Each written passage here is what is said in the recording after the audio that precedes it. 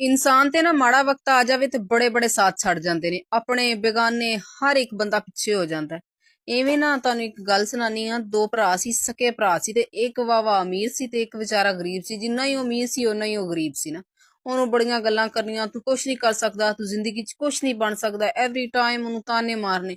ਉਹ ਵਿਚਾਰਾ ਨਾ ਅੱਕ ਕੇ ਇੱਕ ਦਿਨ ਘਰੋਂ ਨਿਕਲ ਗਿਆ। ਉਹਨਾਂ ਦਾ ਲਾਨਤ ਭੇਜੋ ਇਹਨਾਂ ਤੇ, ਇਹਨਾਂ ਨੇ ਨਹੀਂ ਮੈਨੂੰ ਜੀਣ ਦੇਣਾ। ਜਦੋਂ ਘਰੇ ਨਿਕਲਦਾ ਨਾ ਤੇ ਜਾਂਦਾ ਦੂਰ ਦਰਾਜ਼ ਵੇਂਦਾ, ਇੱਕ ਜਗ੍ਹਾ ਤੇ ਨਾ ਮਕਾਨ ਪੈ ਰਿਹਾ ਹੁੰਦਾ, ਮਿਸਤਰੀ ਲੱਗੇ ਹੁੰਦੇ ਨੇ। ਉਹ ਖੜੋ ਕੇ ਵੇਖਣ ਲੱਗ ਪੈਂਦਾ। ਉਹ ਮਿਸਤਰੀ ਇਧਰੋਂ ਕੰਧ ਕਰਕੇ ਜਾਂਦੇ ਨੇ ਤੇ ਦੂਸਰੇ ਪਾਸੇ ਜਦੋਂ ਕੰਧ ਕਰਦੇ ਨੇ ਤੇ ਕੰਧ ਡਿੱਗ ਪੈਂਦੀ ਹੈ।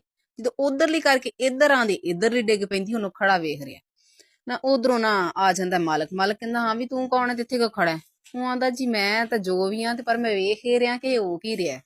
ਤੇ ਉਹ ਮਾਲਕ ਉਹਨੂੰ ਕਹਿੰਦਾ ਕਿ ਤੂੰ ਕਿੱਥੇ ਚੱਲਣਾ? ਉਹ ਆਂਦਾ, ਜੀ ਬਸ ਮੈਂ ਨਾ ਕਿਸਮਤ ਅਜ਼ਮਾਨ ਨਿਕਲਿਆ ਕਿ ਮੇਰੀ ਕਿਸਮਤ ਕੀ ਏ। ਇੰਜ ਕਰਕੇ ਮੈਂ ਬਹੁਤ ਪਰੇਸ਼ਾਨ ਆ ਤੇ ਮੈਂ ਨਾ ਇਸ ਦੁਨੀਆ ਤੋਂ ਅੱਕ ਗਿਆ ਤੇ ਹੁਣ ਮੈਂ ਬਸ ਨਾ ਕਿਸਮਤ ਅਜ਼ਮਾਉਂਦਾ ਫਿਰਦਾ। ਹੁਣ ਉਹ ਮਾਲਕ ਉਹਨੂੰ ਕੀ ਕਹਿੰਦਾ ਕਿ ਚੱਲ ਤੂੰ ਕਿਸਮਤ ਅਜ਼ਮਾਨ ਤੇ ਚੱਲਣਾ ਹੈ ਤੇ ਸਾਡਾ ਵੀ ਕੋਈ ਸੋਲੂਸ਼ਨ ਕੱਢ ਲਈ, ਚੱਲਾ ਤਾਂ ਤੂੰ ਹੈਗਾ। ਜੇ ਕੋਈ ਗੱਲ ਤੈਨੂੰ ਲੱਭੇ ਤੇ ਸਾਨੂੰ ਵੀ ਦੱਸੀ ਕਿ ਸਾਡੀ ਕੰਧ ਕਿਉਂ ਨਹੀਂ ਖਲੋਂਦੀ ਪਈ। ਉਹ ਆਂਦਾ, ਜੀ ਠੀਕ ਹੋ ਗਿਆ। ਉਹ ਨਾਲ ਹੀ ਗੱਲ ਕਰਕੇ ਟੁਰ ਪੈਂਦਾ। ਅੱਗੇ ਜਾਂਦਾ ਉਹਨੇ ਨਾ ਦਰਿਆ ਅਬੂਰ ਕਰਨਾ ਹੁੰਦਾ, ਦਰਿਆ ਕ੍ਰਾਸ ਕਰਨਾ ਹੁੰਦਾ। ਉੱਥੇ ਉਹਨੇ ਕਛਵਾ ਮਿਲਦਾ। ਕਛਵਾ ਉਹਨੂੰ ਪੁੱਛਦਾ, ਹਾਂ ਵੀ ਕੌਣ ਤੇ ਕਿੱਧਰ? ਉਹ ਆਂਦਾ, ਯਾਰ ਕਿੱਧਰ ਜਾਣਾ, ਕਿਸਮਤ ਅਜ਼ਮਾਨਾ ਫਿਰਦਾ। ਉਹ ਆਂਦਾ, ਅੱਛਾ ਆ ਮੇਰਾ ਵੀ ਇੱਕ ਹੱਲ ਕੱਢ। ਕਹਿੰਦਾ, ਕੀ? ਕਹਿੰਦਾ, ਮੈਂ ਰਹਿਣਾ ਤਾਂ ਪਾਣੀ 'ਚ ਪਰ ਦਿਲ ਤੇ ਨਾ ਹਰ ਵਕਤ ਅੱਗ ਲੱਗੀ ਰਹਿੰਦੀ, ਮਤਲਬ ਅੰਦਰੋਂ ਦਿਲ ਸੜਦਾ, ਸਮਝ ਨਹੀਂ ਆਉਂਦੀ। ਉਹ ਆਂਦਾ, ਠੀਕ ਹੈ ਯਾਰ, ਜੇ ਮੈਨੂੰ ਕੋਈ ਸੋਲੂਸ਼ਨ ਲੱਭਿਆ ਮੈਂ ਤੈਨੂੰ ਵੀ ਦੱਸ ਦਿਆਂਗਾ। ਅੱਗੇ ਜਾਂਦਾ, ਜਦੋਂ ਦਰਿਆ ਕ੍ਰਾਸ ਕਰ ਲੈਂਦਾ, ਪਰਲੇ ਪਾਸੇ ਲੱਗੇ ਹੁੰਦੇ ਆ ਆਲੂ ਬੁਖਾਰੇ। ਇੱਕ ਆਲੂ ਬੁਖਾਰਾ ਤੋੜਦਾ, ਭੁੱਖ ਲੱਗੀ ਹੁੰਦੀ ਹੈ। ਜਦੋਂ ਉਹਨੂੰ ਖਾਂਦਾ ਹੈ ਨਾ ਤੇ ਉਹ ਕੜਵਾ ਹੁੰਦਾ, ਜਦਕਿ ਆਲੂ ਬੁਖਾਰਾ ਮਿੱਠਾ ਹੋਣਾ ਚਾਹੀਦਾ। ਉਹਨੂੰ ਬੜੀ ਕਾਵੜ ਚੜਦੀ ਉਸ ਬੂਟੇ ਤੇ ਕਿ ਹੈ ਆਲੂ ਬੁਖਾਰਾ, ਲੇਕਿਨ ਇਹ ਇੰਨਾ ਕੜਵਾ। ਉਹ ਨਾ ਉਹਦੇ ਅੱਜ ਕੋਈ ਚੀਜ਼ ਹੁੰਦੀ, ਉਹ ਕਹਿੰਦਾ ਮੈਨੂੰ ਅੱਜ ਵੱਢਾਂਗਾ ਬੂਟੇ ਨੂੰ, ਮੈਂ ਖਾ ਰਿਹਾ ਕੜਵਾ, ਕੋਈ ਹੋਰ ਖਾਏਗਾ ਤੇ ਮੈਂ ਇਹਨੂੰ ਰਹਿਣ ਨਹੀਂ ਦੇਣਾ। ਉਹ ਜਦੋਂ ਉਹਨੂੰ ਵੱਢਣ ਦੀ ਕੋਸ਼ਿਸ਼ ਕਰਦਾ ਨਾ ਤੇ ਬੂਟੇ 'ਚ ਆਵਾਜ਼ ਆਉਂਦੀ ਹੈ ਕਿ ਯਾਰ ਮੈਨੂੰ ਕਿਉਂ ਵੱਢ ਰਿਹਾ? ਤੂੰ ਮੈਨੂੰ ਇਹ ਦੱਸ, ਮੈਂ ਵੀ ਇਹ ਸੋਚਦਾ ਰਹਿਣਾ ਕਿ ਮੈਨੂੰ ਮਿੱਠਾ ਹੋਣਾ ਚਾਹੀਦਾ, ਮੈਂ ਕਿਉਂ ਕੜਵਾ? ਤੇ ਤੂੰ ਮੈਨੂੰ ਵੱਢ ਨਾ, ਮੇਰਾ ਕੋਈ ਹੱਲ ਕੱਢ। ਉਹ ਆਂਦਾ, ਚਲੋ ਤੇਰਾ ਵੀ ਕੋਈ ਹੱਲ ਕੱਢ ਦੇ। ਤੁਰ ਪੈਂਦਾ। ਆਗਾ ਨਾ ਦੂਰ ਉਹਨੂੰ ਇੱਕ ਝੌਂਪੜੀ ਨਜ਼ਰ ਆਉਂਦੀ ਹੈ। ਉਸ ਝੌਂਪੜੀ ਦੇ ਵਿੱਚ ਇੱਕ ਬੰਦਾ ਰਹਿੰਦਾ ਜਿਹੜਾ ਸਾਲ 'ਚ 6 ਮਹੀਨੇ ਸੌਂਦਾ ਹੈ ਤੇ 6 ਮਹੀਨੇ ਜਾਗਦਾ ਹੈ। ਹੁਣ ਉਹਦਾ ਉਹ ਦਿਨ ਚੱਲਦੇ ਪਏ ਸੀ ਜਦੋਂ ਸੁੱਤਾ ਹੁੰਦਾ ਹੈ। ਹੁਣ ਇਹ ਝੌਂਪੜੀ 'ਚ ਜਾਂਦਾ, ਜਦੋਂ ਜਾਂਦਾ ਤਾਂ ਉਹਦੀ ਅੱਖ ਖੁੱਲ ਜਾਂਦੀ। ਜ਼ਾਹਰੀ ਗੱਲ, ਇਹਦੇ ਪੈਰਾਂ ਦੀ ਆਹਟ ਜਾਂ ਇੱਕ ਇਨਸਾਨ ਕੋਲ ਜਾ ਕੇ ਬਹਿੰਦਾ ਤੇ ਪਤਾ ਲੱਗ ਜਾਂਦਾ। ਉਹ ਉੱਠ ਪੈਂਦਾ, ਉਹਨੂੰ ਪੁੱਛਦਾ, ਹਾਂ ਬਈ ਤੂੰ ਕੌਣ ਹੈ?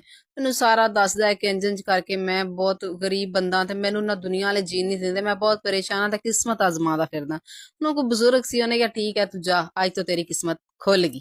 ਉਹ ਆਂਦਾ, ਠੀਕ ਹੋ ਗਿਆ। ਉਹ ਆਂਦਾ, ਯਾਰ ਇੱਕ ਹੋਰ ਮਸਲਾ ਹੈ ਕਿ ਮੈਨੂੰ ਨਾ ਐਵੇਂ ਕਰਕੇ ਇੱਕ ਬੂਟਾ ਜਿਹੜਾ ਹੈਗਾ ਉਹ ਉਹਦੇ ਤੇ ਕੜਵਾ ਫਲ ਲੱਗਦਾ ਹੈ। ਇੱਕ ਬੰਦਾ ਹੈ ਉਹ ਦੀਵਾਰ ਮਤਲਬ ਕਰਦਾ ਹੈ ਤੇ ਗਿਰ ਜਾਂਦੀ ਹੈ, ਤੇ ਇੱਕ ਕਛੂਆ ਹੈ ਉਹ ਕਹਿੰਦਾ ਕਿ ਮੈਂ ਪਾਣੀ 'ਚ ਰਹਿ ਕੇ ਵੀ ਮਤਲਬ ਅੰਦਰੋਂ ਸੜਦਾ ਹੈ।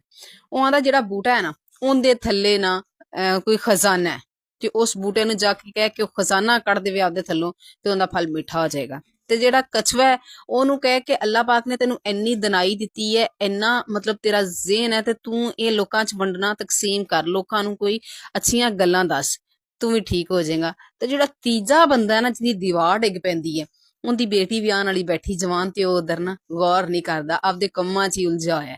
ਤੇ ਉਹਨੂੰ ਕਿ ਆਪਣੀ ਬੇਟੀ ਵਿਆਹ ਦੇ ਤੇ ਤੇਰੀਆਂ ਦੀਵਾਰਾਂ ਖੜਾਉਣ ਲੱਗ ਪੈਣਗੀਆਂ, ਨਹੀਂ ਤਾਂ ਤੇਰੀਆਂ ਨੀਆਂ ਕਮਜ਼ੋਰ ਹੀ ਰਹਿਣਗੀਆਂ, ਜਿੰਨੀਆਂ ਮਰਜ਼ੀ ਉਹ ਦੀਵਾਰਾਂ ਕਰ ਲੈ।